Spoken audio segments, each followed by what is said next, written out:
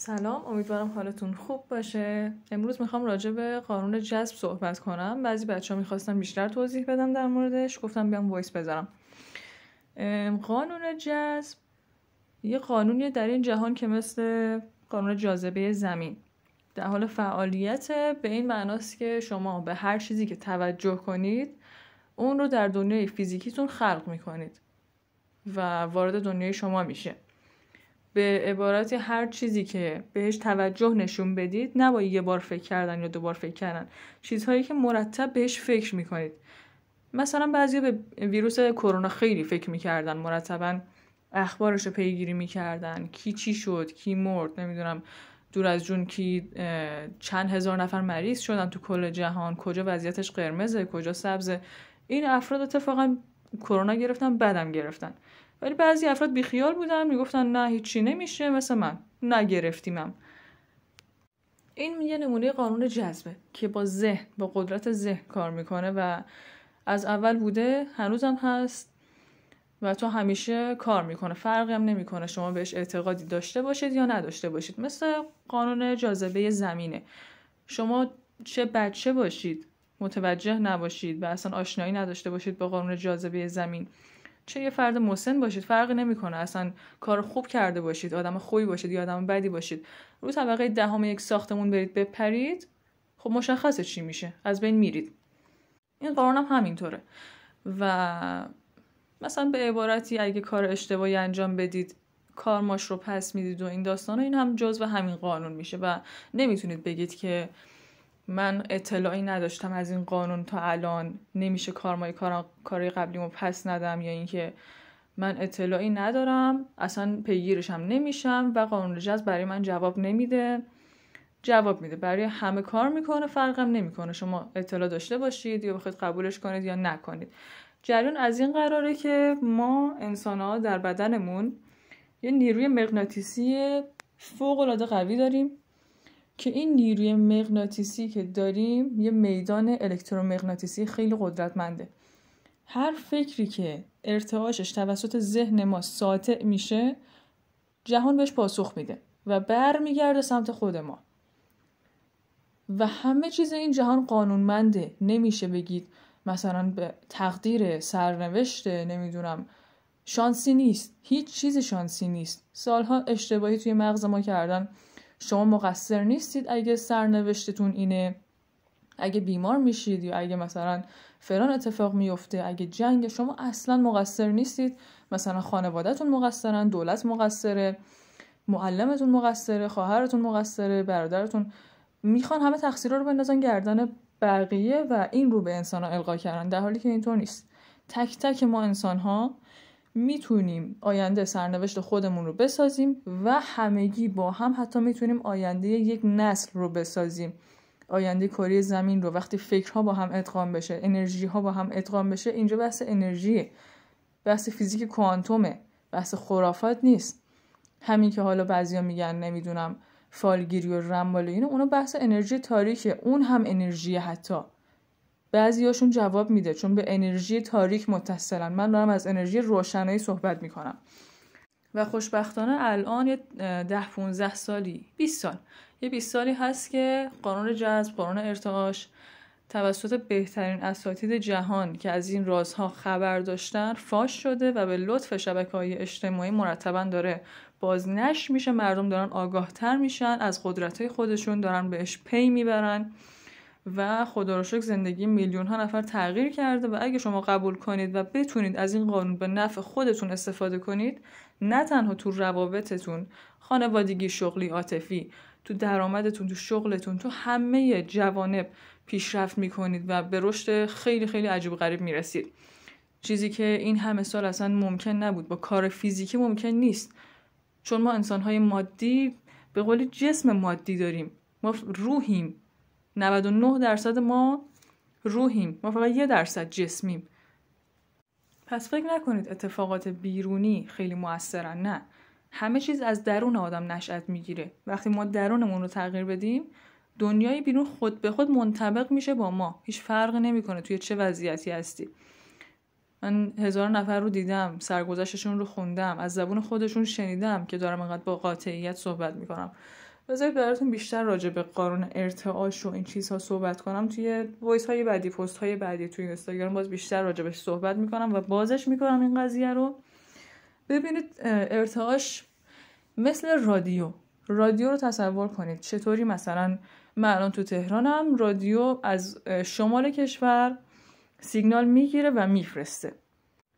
چطور رادیو سیگنال هاش از درها، از دیوارها، از پنجره ها، شیشه ها عبور میکنه و خیلی دقیق وقتی فرکانسش رو تنظیم میکنی خیلی دقیق میره توی دستگاه رادیویی دیگه یا از یک دکل دیگه، از یک ماهواره دیگه دریافت میکنه و همون برنامه مد نظر شما رو پخش میکنه. چطور انقدر دقیق؟ به دلیل اینکه امواج رادیو، امواجی که داره اون ذراتش خیلی خیلی ریزتر از هر ذره دیگه‌ای هستن. شما مثلا دیوار سنگ داره، آجر داره، اینا رو زیر میکروسکوپ بذاری به نوترون و پروتون میرسی دیگه که داخل اتمه که کوچکترین عضو هر ماده است. اجزای موج اون رادیو از اینها حتی ریزترن، از نوترون و پروتون درون این اشیا خیلی ریزترن، بنابراین عبور میکنن و براشون ساده است. این یه مثال بود. یا مثلا امواجی که به موبایل میرسه، امواجی که به تلویزیون میرسه. موبایل که دیگه یک چیز شاخصه، نه دو شاخه‌ای میخوره به جایی، نه چیزی. چطور داره کار میکنه؟ ارتعاش دریافت میکنه و میفرسته. ذهن انسان فرقش با اینا اینه که رادیو یا گوشی موبایل از یک نقطه خاصی به یک نقطه خاص دیگه‌ای متصل میشن. ذهن انسان اینطور نیست، خیلی پیشرفته تره. از یک نقطه که مثلا ذهن من باشه به کل کره زمین سیگنال میفرسته یا ارتعاش میفرسته، به تمام کره زمین، تمام اشیا یا حیوانات یا حتی انسان‌های دارای شعور این سیگنال رو دریافت میکنن و جهان بهش پاسخ میده. هر چقدر بیشتر من سیگنال ارسال کنم و قوی تر باشه، طولانی تر باشه، زومم روش بیشتر باشه، اون چیزی که توجه هم روشه وارد زندگی میشه و برای جهان فرقی نمیکنه که خواسته توه یا ناخواسته توه. فرق این دوتا رو نمیدونه. یه سری قانون وضع کرده، اینه آقا جون، قانون اینه. الان هر کس به هر چیزی که فکر کنه جذبش میکنه. تو میخوای به بدیهای همسرت فکر کنی، خب بیشترشو میبینی. تو میخوای به فیلم‌های ترسناک نگاه میکنی، مثلا 2 روز بعدش دوز کیفتو میزنه، یه تهدیدی هم میکنه، اون ترسا میاد دوباره تو وجودت. در این قالب بعد میگه مثلا من به تصادف فکر نمی‌کردم، من به بیماری فکر نمی‌کردم، من به دزدی فکر نمی‌کردم که این اتفاقات بد برام افتاد. کار به ارتعاش و احساس شما داره، به فکر شما کاری نداره. این که مثلا شما وقتی یه فیلم ترسناک یا یه فیلم خشن، از این فیلمایی که همش همدیگر رو میکشن، به اینا نگاه میکنی، چه حسی درونت نشأت میگیره؟ حس ناامنی. دقیقا همین ناامنی توی زندگیت مثلا در قالب همون دزدیه، در قالب همون تصادفه خودشون نمود میده. متوجه منظورم شدید؟ من بیشتر اینو بعدم بازش میکنم.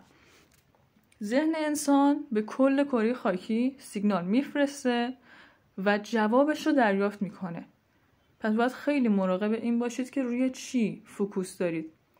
و اکثر آدما روی اتفاقات بد، روی تورم، کمبود، ناامنی، بیماری فوکوس دارن. دست خودشون هم نیست. تمامی این سالها، خب هزاران سال، خیلی خیلی ساله که آدما دارن کنترل میشن و الان خیلی خیلی بیشتر از قبل. خانواده ها از همدیگه دور شدن توسط همین گوشی های موبایل، دیگه با هم صحبت نمی کنن، مرتبا سرشون توی گوشیه، توی تلویزیونه، نمیدونم همش درگیر از رسانه ها اینطور بگم. حتی کتابا کنترل میشن، هر کتابی یا نمیشه خوند. توی گوشی موبایل، توی تلویزیون، اخبار، حتی سریالا، فقط اخبارای بد. سریال ترکی که خانم‌ها خیلی نگاه میکنن، یه چیز توش خیلی واضحه، خیانت خیلی واضحه. اصلا یه جوری هم نقشو برمیگردونن که مثلا اونی که بهش خیانت شده الان، اون میشه آدم بد. یعنی آدم دلش یه جوری مثلا میسوزه به حال اون شخص خائن و این کاریه که انسانی نیست. یعنی شما از هر طریقی که بخواید بهش نگاه کنید متوجه میشید این با ذات پاک الهی انسان در تضاده. چیزهایی که تو اخبار میگن حال ما رو بد میکنه. کی یه خبر خوب منتشر کردن؟ من تا به حال ندیدم. همیشه خبرهای بد میدن. فلان جا ویروس اومده، فلان جا جنگ شده. حالا یه بار گفتی جنگ شده باشه، هر روز داری راجع به همین جنگ صحبت میکنی. خب به من چه؟ اگه کاری از دست من برمیاد بگید من انجام بدم. اگه بر نمیاد چرا هی میگید؟ خب دلیل داره. پول در میارن که دارن میگن. بیزنسشونه. شستشوی مغزی میدن انسانا رو. چرا نگن؟ از طریق همین خبرها، از طریق همین ویدیوهای فانی که به قولی توی اکسپلور اینستاگرام مثل نقل و نبات ریخته، از طریق همین داروهایی که حتی تولید میکنن و یه قرص ساده مثل استامینوفون که واقعا ضروری نیست تو خونه همه پیدا میشه و مرتبا مصرف میکنن.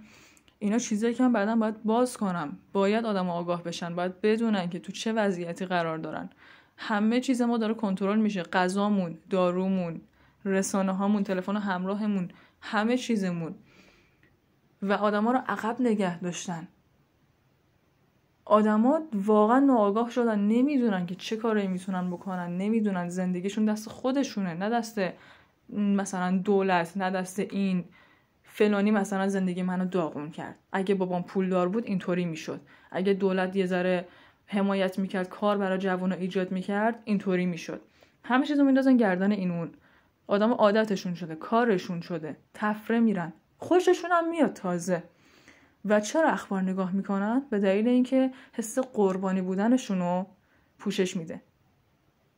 با خودشون میگن من حق دارم، ببین اوضاع بده، تحریمه، تورمه، فلان جا جنگه، معلومه بایدم قحطی بشه، من حق دارم پس پول در نیارم، من حق دارم که مشتری ندارم، من حق دارم که بهانه تراشی. همین چیزا میشه بهانه، میشه تایید گرفتن از همین اخبار، از همین برنامه ها. کدوم یکی از این پیجای فانی که به قولی بالا رفته و باعث سرگرمی مردم میشه تو همین اینستاگرام که میلیونی فالوور دارن؟ من نمیگم بعد سرگرمی، در روز نیم ساعت یه رو خوبه، ولی آدمو از کار زندگی میندازه. تا کی آدم باید وقتشو پای اینو تلف کنه؟ تعجب نمی‌کنید که آدما چرا اصلا فکر نمی‌کنن؟ چرا دیگه دور هم نمیشینن با هم صحبت کنن؟ دور همیاشون حتی پر از پوز شده، پر از چشم و همچشمی شده. اصلا نه دیگه صمیمیتی وجود داره، نه دیگه نزدیکی وجود داره. آدما نمیتونن دیگه فکر کنن. به هیچ عنوان اجازه فکر کردن به آدما نمیدن. تلویزیون آوردن، کانالاشو بیشتر کردن، جذابترش کردن. یعنی یه کانالو کردن 3 تا، 3 تا رو کردن 1000 تا، جذابتر شد. گوشی موبایل آوردن، پیشرفته ترش کردن، به اینترنت جهانی متصلش کردن، اکسپلور اینستاگرام آوردن و بسترهای جدیدتری هم میارن، به دلیل اینکه اجازه ندن به آدما که فکر کنید، که یکم خلوت کنید با خودتون، تنها باشید، یه ذره به ندای درونتون گوش کنید. فقط و فقط ما داریم پروگرام میشیم. همین. این حرفایی بود که باید میزدم، باید بشنوید، باید بدونید. این چیزها رو اگه تو اینستاگرام بگم خیلی سریع پیج منو میبندن. البته پیج من فعلا کم فالوور داره. پیج های فالوور بالا رو وقتی میبینید میبندن دلیلی داره، چون خلاف قوانین اونو دارن صحبت میکنن. راجع به ذهن انسان میگفتم ارتعاش میفرسته. یه فرق دیگه ای که ارتعاش ذهن انسان با رادیو و گوشی موبایل و این چیزا داره اینه که ذرات موج ذهن انسان خیلی خیلی ریزتر از امواج رادیو و سریعتر از اونه، خیلی سریعتر از اونه. به همین علت خواسته های شما بلا فاصله توی زندگیتون نمود پیدا میکنن. این به این معنی نیست که مثلا شما به یه فیلم فکر کردید بلا فاصله همون فیلم بیاد توی خونتون. نه، اتفاقا خوبم هست که یه مقداری فاصله میفته. این فاصله به خاطر اینه که اول از همه شما آمادگی دریافت خواستتون رو داشته باشید. این دلیل اول. و دلیل دوم به خاطر اینه که اگه خواستید خواستتون رو تغییر بدید بتونید. خیلی هم خوبه اتفاقا. گاهی وقتا مثلا طرف میگه من یه پنت هاوس 2000 متری میخوام، چرا بهش نمیرسم؟ خب تو خودتو در حد کسی که یه پنت هاوس 2000 متری داره بالا نبردی. کسی که همچین خونه‌ای داره یه بیزنس قدرتمند داره. کسی که همچین خونه‌ای داره علم پولسازی داره. کسی که همچین خونه‌ای داره لایف استایل درستی داره. تو بیدار میشی از خواب، بلافاصله سرتو میکنی تو گوشی ببینی چه خبره. تو گوشی چه خبره؟ میری اخبار میخونی. و توقع داریم مثلا کسی که از فکرش استفاده کرده، از قدرت ذهنش استفاده کرده، با خالقش ارتباط گرفته، خودش رو رشد داده، روی بدنش کار کرده، روی لایف استایلش کار کرده، به اونجا رسیده، توقع داری تو مثلا خیلی یهویی برسی اونجا. قطعا حتی اگه لاتاری هم برنده بشی، توی پنت هاوس هم یهو زندگی کنی، دوباره برمیگردی رو نقطه اول. تعجبی نداره، چون رو خودت کار نکردی.